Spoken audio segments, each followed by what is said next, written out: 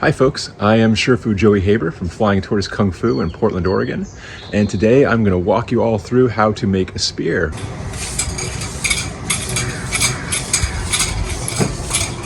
It's working really well. I'm putting this video together because I haven't found a lot online on the construction of spears. I hope this is useful to all of you Kung Fu nerds out there looking to make your own training equipment. Spear is one of my favorite weapons. It was the second weapon I learned in Tiantan. I first studied spear under my BaGua, Shrfu Joey. I later had the chance to study in some more depth under my SanHuangPaoChuiQuan Shrfu Wangqi, as well as Gua Zhang Shrfu Guanxin. I've also had a chance to work with a bunch of rad aunts and uncles on different aspects of spear. It's been just a passion of mine, God, since 2014, so super happy to share some of this with all of you. When building a spear, the pieces are fairly simple, but the construction matters. And so it's worth spending a little time to source stuff that is going to be fun to play with for years to come. The first and most important thing is the waxwood pole. This can be a bit hard to source in the US. In Beijing, you just go to a weapon shop, there'll be bundles of 20 big sticks, and you can kind of pool Q test them and find the ones that you like best. In the States, it can be more challenging. There are some martial arts suppliers that have them. If you're looking to make a spear from scratch, I would absolutely contact the supplier ahead of time to make sure the sticks you're getting are of a diameter that is useful to you. If they're too thin, then it's going to be way too wobbly. You're not going to get the resistance you want. I like to go for a spear shaft that has a thick end of at least 2 inches, and it can taper down from there. Once we have a spear shaft all picked out, the next step is smoothing it down so it's comfy to use and doesn't tear the crap out of your hands. There are a number of ways you can go about this. I've seen some folks hammer the knots out, but that leads to some instabilities in the wood grain, and the spears can shatter after not a lot of use, so that's not great. You can whittle the knots down by hand, but that's super time consuming. I think technology is good, and so I use a random orbital sander for this part of the process. This takes around 15 to 20 minutes to do, depending on how messy the spear is when you get started. I like to go over it with the orbital sander until I hit a point where the whole spear is fairly comfortable to maneuver over, and then I save the finishing work for hand sanding after. The next most important piece is the spearhead, and these are pretty easy to source stateside, though the quality does vary dramatically. In past trips, I've managed to get spearheads about this size for around 10 USD. This one was hand finished and about 1.5 to 2 times as heavy as the cheaper ones. It cost about $45 in China, and I am super excited to see how it moves because heavier spearheads mean more resistance to move around and just a more fun spear training experience. The next piece we have here is the QiangYing. That is the horsehair decorative skirt or spear ornament that goes over the top of the spear. I'll be going over how to fasten this towards the end of the video. This isn't a necessary piece, but it does add a certain flourish to the spear movement that I really do enjoy. And if you can manage to find some of these, they are really fun to mess around with. Getting ones of high quality can be tricksy, but you can find cheap ones pretty much anywhere online that sells Kung Fu weapons. For the twine to hold the whole thing together, I've just gone for a rustic look. Functionally, it doesn't matter so much, but I like the aesthetic. And this last photo, we have some ball bearings and a fastening pin. The ball bearings go between the spearhead and the shaft. They give it a neat little rattle as you mess around with the weapon. And the fastening pin stops the spearhead from flying off and tagging any of your buddies, which is important for liability reasons. All right, so traditionally you want the spearhead to come to about the fingertips for BaGua spear. I like working with slightly oversized weapons. I feel it's a bit more of a challenge. So I'm going to do it with a stretch. I think right around here looks good for both the spear and the spear shaft doesn't bend too much, so the wobble up there I want to avoid. And that's going to let me set right up to here, which leaves space for some ball bearings on the spearhead. That's going to be good. All right, Jeannie, can you scoot this side, please? Okay. I'll give you this pencil. You can play with that. Thanks, kiddo.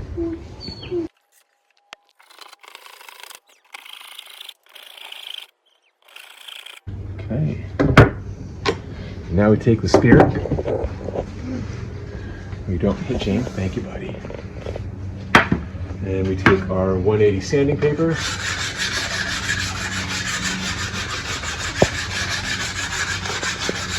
This is allow me to feel any pieces that are really protruding left from the orbital. Can you show what you're using?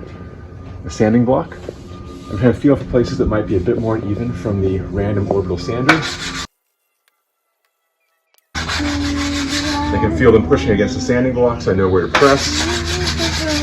Until it no longer feels like things are pressing into the sanding block. The spear shaft I'm using today is Chinese Waxwood. I recently bought it back from Beijing.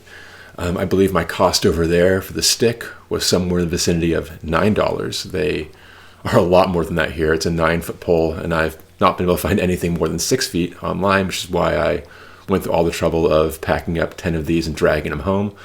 The cost of shipping was over $400 on Korean Air, so the price does go up a bit when you factor in all the hassle and shipping of getting a stick like this back to the States. But again, it's a 9-foot pole, and those, in my experience, super hard to find. So we're going to make some BaGua DaQiang or BaGua Big Spear out of these. It's getting a little smoother, and the runs that came from the random orbital sander are starting to go away. Let's see. The sanding block is super good for getting out the big divots in the spear. It also allows you to feel really clearly where the spear raises or dives, which makes it easy to smooth it out. After things are feeling pretty good there, I move on to hand sanding to finish. I go on to a finer grit sandpaper, usually around a 220, and just keep messing around there until all the runs from the random orbital sander are cleared away, all the ridges are gone, and the spear feels like a weapon that I would like to spend a bunch of time playing with. This is about a 5 to 10 minute process, depending on how much work there is to do. It goes by pretty quick. And after the spear is sanded, we're ready to go on to shaping the tip to fit the spearhead. So everything here is looking pretty good. So now we go on to the next part. So Jane, if you scoot for a second. So now you see all those lines, those runs that were there from the orbital sandal have all been worn off. There are a few of the original color spots, but they're not digging in enough to catch the hand. And everything around is nice and smooth, so it should be a pretty good spear to work with. Now I start shaping the tip, and the problem with this one, if you look down it a little bit, is that you can see there's a little bit of a wobble at the very end. And so this kind of buckles in before it goes out. It's a little more negative on this side. So what we're going to try to do, pass the pencil, Jane? Oh. Is mark that this side's protruding. I'm going to take more from there and less from here, particularly focusing around this knot there and making sure that we're not taking too much from this part here that's going in. So if Jane scoots to the side, I'm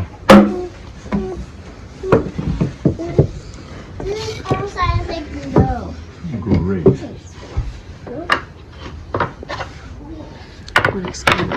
What? This is a Japanese planer. It has a bit of a round and a blade that protrudes out. It can be a little hard getting it started, but after you, it's a lot faster than sanding and a lot cleaner than whittling. So I like to use this tool whenever possible. The rough shaping for the spearhead fitting process usually takes about 15 minutes with an 18mm Japanese plane. It's a whole lot slower with whittling because the amount of material you're taking off is uneven, especially if you're not used to whittling things to an even point. And with sanding, you will probably die of old age before you finish. So again, if you're going to do one of these, whittling will work, though it won't make as clean of a fitting, it won't be as snug of a fit or as secure. Like, you just make a less satisfactory weapon, but you totally can do it. These tools cost about $100. I got mine on eBay. You know, it was super easy to find, really easy to use and set, and I just can't recommend them highly enough. And a big thank you to Craig Morrow for teaching me a better way to make spears, because this makes the whole process just a ton more fun and accurate.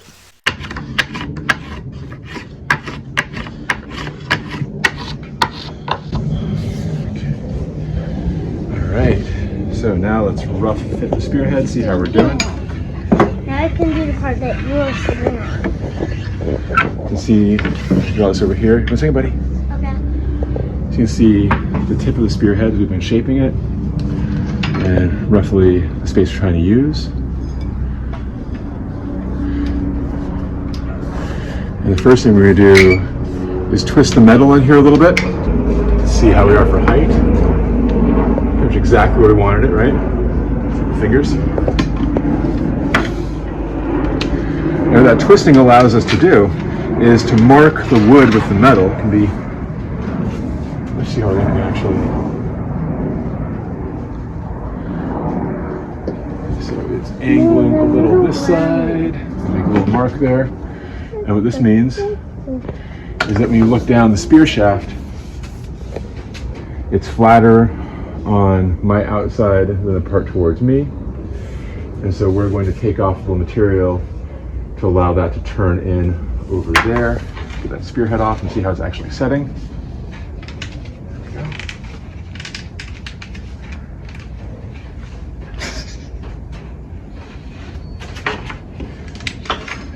Okay. And where we're marked up, these are marked up just a little, are the places where we're hitting first. And the mark that I made, the base of the spear.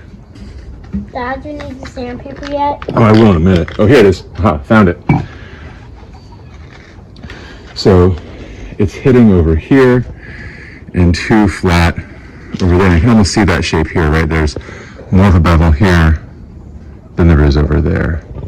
And so if it's too much like this, and we want to bring it more over here, then we need to clear some of the stuff over here that got very lightly marked. Can you see that? So that's what we're going to do next.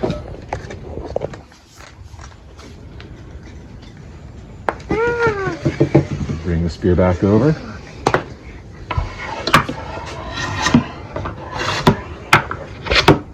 It's actually closer than I thought it was going to be, so I'm not going to go too aggressive on this.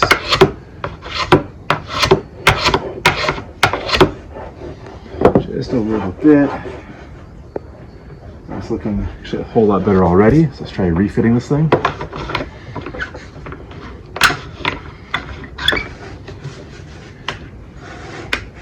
Let's take a look down at it again. So here we are. Careful, Janie. Don't want to bop you in the nose. Thanks, kiddo.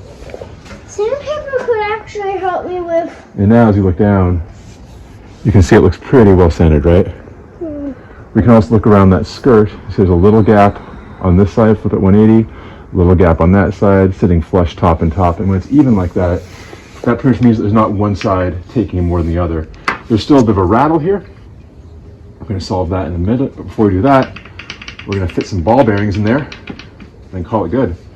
Just draw a quick line here so I can see exactly how far up the skirt we are with this before we pop it off.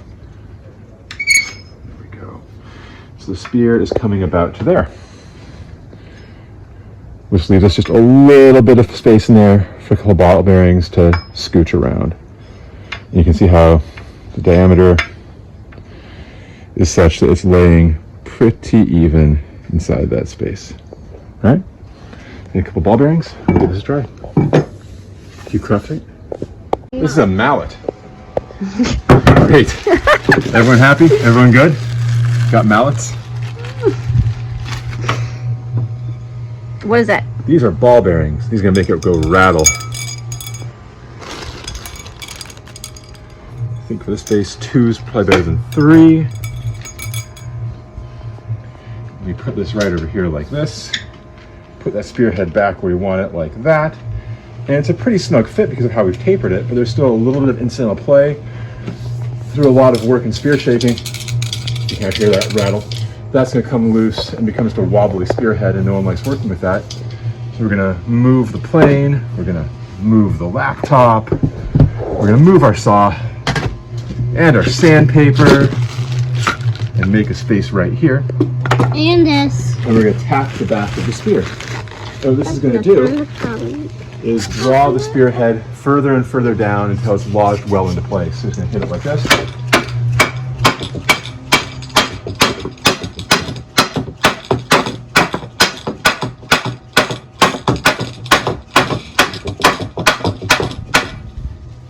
That was loud. That was loud, right? That almost hurt my And you can see right here how it's actually shaving the wood up just a little as it draws the tool head down. The same way that you would set any tool, same thing here, like a hammer head or an axe head. all the same tactic. Now, that's completely lodged. That's not going anywhere. I shake it. It's pretty well set. Maybe a couple more quick taps. Then we're going to pin it. Let's see where we are.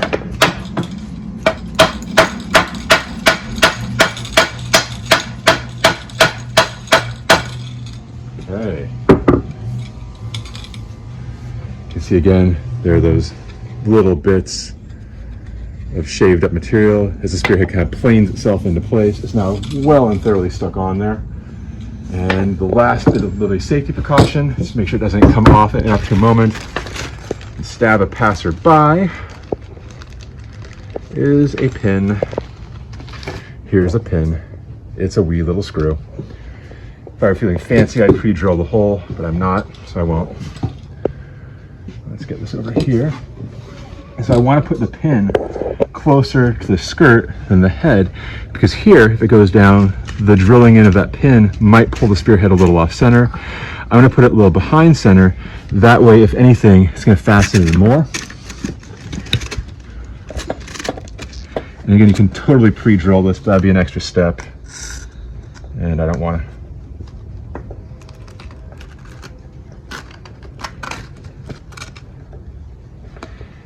As you can see now, pin's already set in. Now it's just a matter of drilling that down. Then we'll give the spear its fancy dress. It'll be good to go.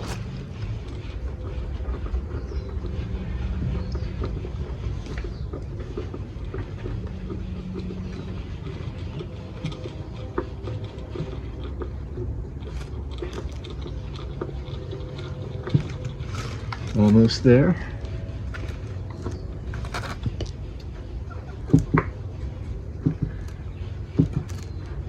And there we have it. Pinned and set.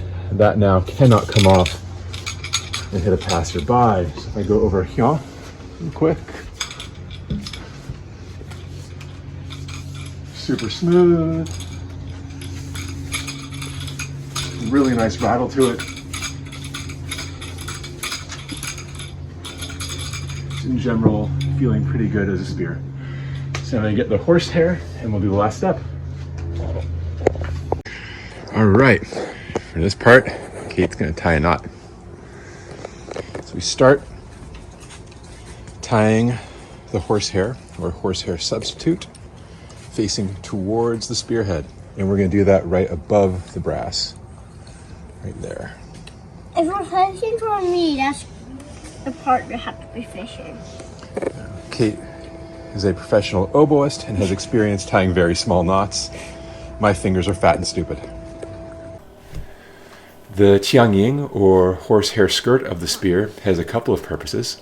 In old times, it was used to show the status of elite troops. It also has a couple tactical purposes. When the spear is moving at full speed, the tassel aids in blurring the vision of the opponent, so it's more difficult for them to grab the spear shaft. It can also act as a measure to prevent the spear from penetrating too deep into opponent's torso during combat. Courtesy of Jane. So now, Kate's going to hold the phone for a second and film me for just a moment. So we have our first knot tying the horsehair around the spear so it gets stuck right above that brass. Our second knot holding it flush, we fold it back over, it looks nice and smooth. The next little step that I like to do is take some electrical tape, because it is self-adhesive and really good for holding knots together that might otherwise come apart. And I put that half on the brass, half on the horsehair like this, and this is going to hold our first knot in place really well.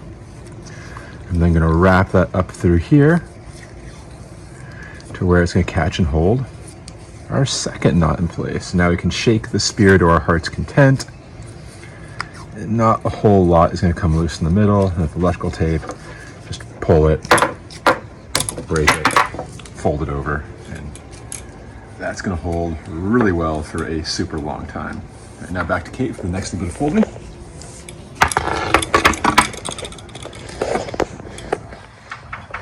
And she folds it down. Doing a lovely job of making use of that bench. Oh, can she reach? You got the scissors? Okay. like, do this before you do the folding part. Jane, help me out. Cut the string, Jane. My string? Right Where? Right up there. Oh, what a good cut. Nice job, buddy. No one even lost a finger. All right, now we tie down. I'm feeling for where the metal falls. Yeah, right on the side of the metal, exactly. So get a nice little plume up there. And here Kate is being super fancy, making a nice exterior knot for the spear so that everything looks super snazzy and the horsehair doesn't come loose when we're training the spear.